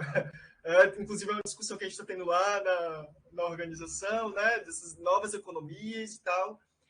Eu não acredito muito nessa ideia de economia verde, e eu acredito que, não sei na geografia, que eu não tenho estudado tanto, assim, né, mas eu acredito que existe muito uma visão da análise da paisagem vinculado a essa ideia de desenvolvimento sustentável, né, e eu acho que a gente ainda permanece, mesmo modificando algumas terminologias, a gente ainda permanece com essa visão utilitarista da natureza, em termos de apropriação do capital. Então, assim, é um desafio, realmente, identificar novas proposições, de novos olhares para essas integrações, né? Porque, enfim, né, analisar as contradições, analisar essa relação do todo com a parte, que é difícil pra cacete.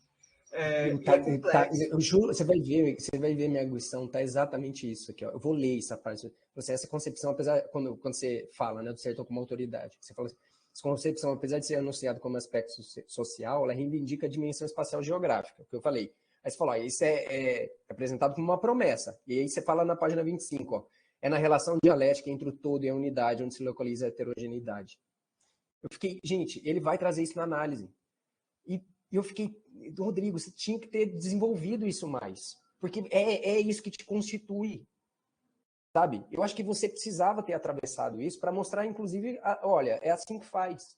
Porque você sabe como faz. Está aqui, está enunciado, tá, de uma forma muito incrível. Eu falei, você está procurando essa relação singular universal, o particular do sertão.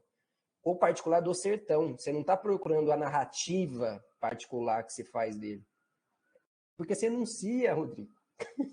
Isso é muito bom. É isso. Acho que faltou instrumentos mais de dados mesmo. Eu não senti tanta segurança, assim, né? Eu queria fazer, por exemplo, Paulo, nesse trabalho, uma projeção a nível regional do Nordeste mesmo, sabe? Tipo, mas aí, tipo, a gente entra nos limites também de dados secundários, de dados primários, e não tem como fazer essa translocação, escalar tão fácil, assim. Eu ainda estou nesse processo de aprendizagem. Não, eu estou fazendo. É isso, por isso que eu comecei falando. Eu quero que você entenda isso como um grande debate que o teu trabalho suscita. E eu coloco ainda mais depois disso, né? Você coloca, então, que outras delimitações sociobiofísicas são essas que nós devemos fazer, como você mesmo nos provoca. É isso, você descreve isso para a gente, você dá essa dimensão para a gente a partir de uma dimensão de um outro pensar, de um outro método. Por exemplo, você faz isso, você traz essa dimensão regional. Na página 22, você fala, ó, daí criou-se os esforços para a construção de linguagem estética e metanarrativa que permeia a ideia cristalizada até os dias atuais. Você enuncia isso como uma dimensão regional e a paisagem como um aspecto particular. E eu acho super interessante, você continua, a Caatinga aparece nas múltiplas intencionalidades da narrativa do movimento regionalista, né? Enquanto o cenário do sertão, do semiárido e do Nordeste, ou seja, ela será a paisagem, né, em seu meio físico que subsidiará toda a reprodução de vida nesse território. E eu ficava, mas você tem elementos, tipo, disso que você traz para reconfigurar esse lugar. Por exemplo, quando o Luiz fala, o Gustavo fala, eu falei Luiz, assim, veio Gustavo, Luiz e Luiz.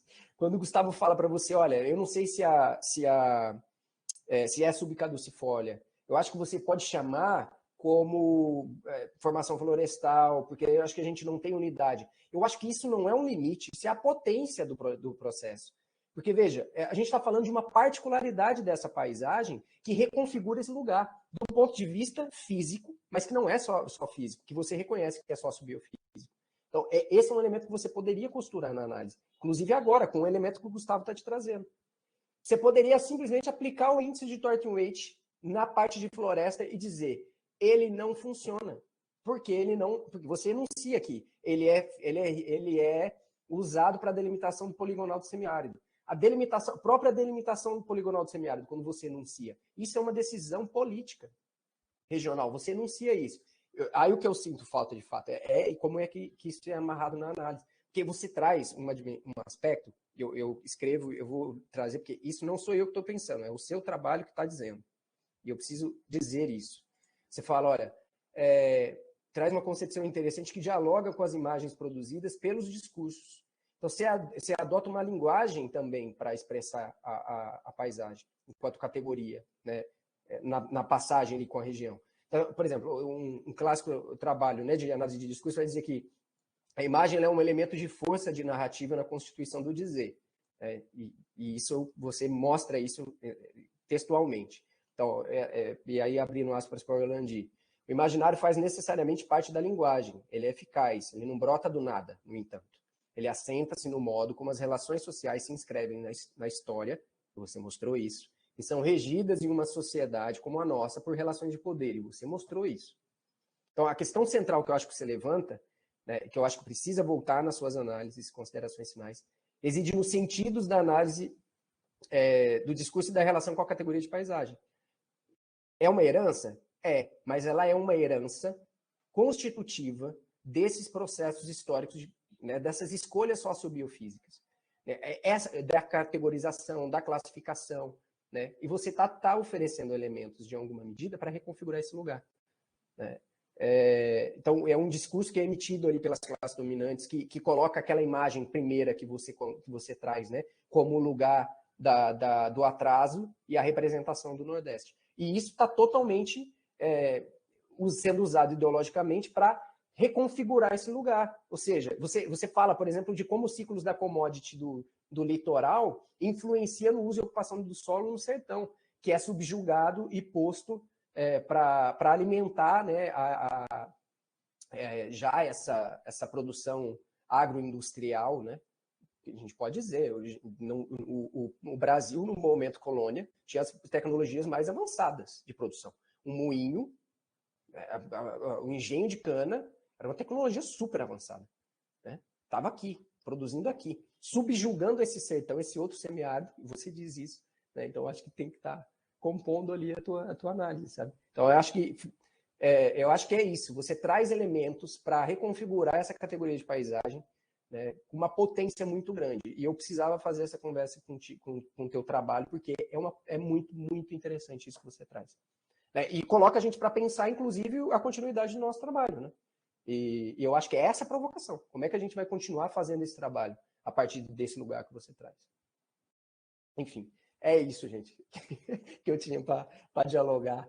Quero dizer que fiquei muito, muito feliz mesmo de poder ler esse trabalho. Eu li seus relatórios durante esse período todo e ver a evolução, ver a construção, ver o processo, poder dialogar contigo, poder te ouvir, né, e ver o quanto você domina, né, todos esses elementos e é um cara engajado, comprometido. Só tenho a agradecer e, mais uma vez, parabéns, Grace, pela orientação, parabéns, Rodrigo, pelo trabalho e obrigado. A gente que agradece. Rodrigo, você quer colocar alguma coisa? Eu quero falar que todos aqueles apontamentos climáticos eu vou tentar modificar, porque é muita coisa mesmo. Sobre esses ventos anabáticos e catabáticos, eu não me liguei. Inclusive, foi até um dos assuntos da sua aula, assim, que eu poderia ter utilizado como recurso analítico mesmo. Mas agradecer, Paulo, assim, eu acho que você sempre, toda vez que eu te ligo desesperado, Paulo, pelo amor de Deus, me ajuda aqui. Você está sempre lá disponível para me ouvir também, para falar. E eu acho que suas considerações aí, esse debate que a gente vai traçando ao longo do tempo, ele não se esgota aqui, é só o início, né? E é isso. Muito obrigado. Então, a gente vai para outra sala para poder deferir e aí já retornamos. E aí, tá nervoso para saber qual foi o resultado? Gente, nessa fase aqui, eu acho que nervoso não é mais nada. Bom, então a gente conversou aqui sobre o seu trabalho, né? Enfim, chegamos ao veredito que você foi aprovado com nota 9,63. Então, Rodrigo, você está com o TCC aprovado. Cadê? Deixa eu ver se eu tenho que botar alguma coisa a mais. Bom, então é isso. A apresentação, encraves florestais do domínio da Caatinga, estudo de caso do Parque Estadual Morro do Chapéu. E aí, então, após as notas, né, de todos os professores que participaram da banca, você ficou com a média 9,6. Parabéns. Obrigado, gente.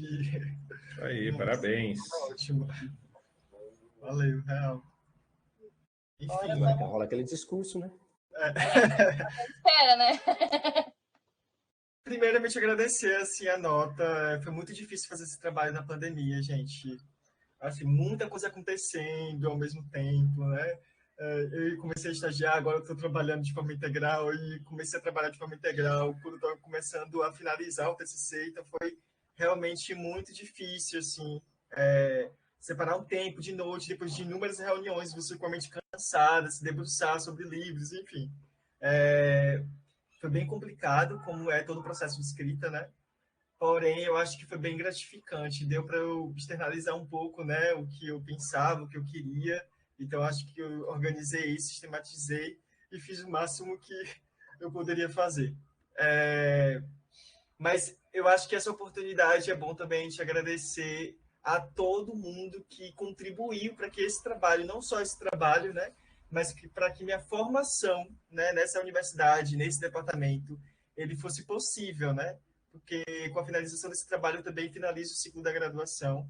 A graduação que teve para mim eu acho que foi uma fase da minha vida que eu jamais irei esquecer. Eu acho que modificou muita coisa, né? Desde de físico até ideológico, político. Acho que eu saí dessa casa, né? Eu saí desse departamento, dessa faculdade e dessa graduação em geografia, que foi uma escolha bastante assertiva desde lá do SISU. Bastante convicto agora do meu papel social mesmo, assim, da minha classe social mesmo, assim, eu acho que é muito interessante a gente saber e ter consciência de classe, ainda mais no país que a gente está vivendo hoje em dia, se organizar, né, para combater todas as margens de opressão e tentar acabar mesmo com esse sistema capitalista opressor que está nos colocando nessa neura de tempo, nessa neura de produção, nessa neura de estresse. Então, acho que essa formação, né, ela contribuiu muito para isso. E isso não seria possível se não fosse o movimento negro, isso não seria possível se não fossem os movimentos sociais coletivos organizados, isso não seria possível se não tivesse professores tão dedicados assim, Grace, Paulo, toda a galera do Colapso, mas também todos os outros professores do departamento que me ajudaram a ter algumas compreensões, né, dessas gavetas escolares da geografia. Eu acho que foi... Eu só tenho a agradecer mesmo, assim, agradecer e dizer que vocês formaram, ajudaram a formar, contribuíram, deram ferramentas para que mais um jovem negro periférico da Bahia tivesse um título de ensino superior, assim. Isso já é um passo muito grande para a gente desestruturar muitas estatísticas sociais, sabe? E eu agradeço muito ter essa oportunidade. Vou tentar levar o máximo do que eu aprendi para, sei lá, o máximo de pessoas, né, em diferentes linguagens, se possíveis, do que eu puder em relação a contribuir às pessoas em relação ao conhecimento. Eu vou fazer isso. Estou em uma posição estratégica hoje de trabalho para isso, então vou utilizar essas ferramentas agora também para esse objetivo, né, que é de se organizar para desorganizar, né, como diria nosso querido Chico Sainz. Então, só gratidão aos meus amigos da faculdade, da graduação, que a gente não vai se ver mais, né? Tipo, vai voltar às aulas presenciais, mas cada um vai ficar... Gente, a nossa turma tá tão chique, tá cada um indo para um estado diferente, assim, eu tô amando.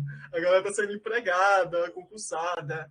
Então, assim, meus agradecimentos por todos os nossos surtos, choros, alegrias, discussões políticas, aquele CA, né, pegando fogo em várias ocasiões. Eu acho que foi uma experiência muito alegre estar com vocês, assim, compartilhar vários momentos ímpares, assim. Meus amigos que estão aqui do Conselho Estadual, do Conselho Nacional, assim, muito obrigado mesmo. Eu só tenho a agradecer por vocês terem me abraçado, assim, sério mesmo, e de vocês terem me suportado, porque eu sou um pouco chato em algumas coisas, vocês sabem. E é isso, gente. Vou finalizar, senão eu vou acabar chorando. Eu não quero chorar, quero que hoje seja um momento de alegria. E é isso, galera. Muito obrigado mesmo. Não, só parabenizar, né? Pô, fechou, Rodrigo. Parabéns mesmo aí, por um sucesso na tua carreira à frente. Eu só quero agradecer, Rodrigo, porque você nos formou também, meu querido. Saiba disso. Porque o que a gente faz é sempre feito uma troca, né? E quando a gente se abre para o outro, a gente forma e se transforma. E obrigado. Obrigado por me acolher em Salvador também, né? Eu quero dizer isso, porque eu cheguei aqui e fui abraçado por todos vocês e ver esse ciclo se consolidando para abrir outros, para mim, é um privilégio enorme. E obrigado, parabéns mais uma vez. Você é um cara incrível, incrível mesmo. Siga teu caminho e a gente vai continuar junto nessa jornada, sabe disso. Tô aqui, meu velho. Tamo junto. Vamos. Bom, é isso. Eu não vou... Mas foi um prazer compartilhar essa trajetória. Obrigado, Grace. Gente, preciso homenagear essa mulher. Grace me escutou tantas crises, que eu ligava para Grace, mandava áudio. Grace, eu acho que eu não sei se é isso que eu quero fazer na minha vida, quero mudar o tema. Ô, Grace, qual caminho escolho? Grace, qual apartamento em São Paulo ficar? Eu acho que Grace foi uma professora, mas ela também foi uma amiga, eu sempre falo isso, assim, a gente tem nossas distâncias, a gente tem nossas ocupações, Grace é extremamente ocupada, gente, é uma mulher extremamente responsável, mas a gente sabe que a gente pode contar com ela, assim, sabe? Ela é o nosso porto ali, aquele porto seguro que a gente pode contar nos momentos pontuais. Então, muito obrigado, Grace, por ter compartilhado essas informações preciosíssimas que você tem em relação ao solo, relevo, mas também repertório de vida, assim, que você compartilha com a gente. sem esnobar, sem egocentrismo, e a gente sabe a potência que você é, extremamente reconhecida, mas mesmo assim você demonstra essa humildade para a gente. E eu agradeço muito, assim, aprendo muito com o seu jeito, a sua forma de tratar nós, assim, enquanto orientandos. Então, só agradecer mesmo. Obrigado. Bom, gente, então é isso. Obrigada. Nos vemos. Obrigada a quem está aí até agora, assistindo, acompanhando. É um sinal de que essa jornada ela foi compartilhada com muita gente, né? Isso é ótimo.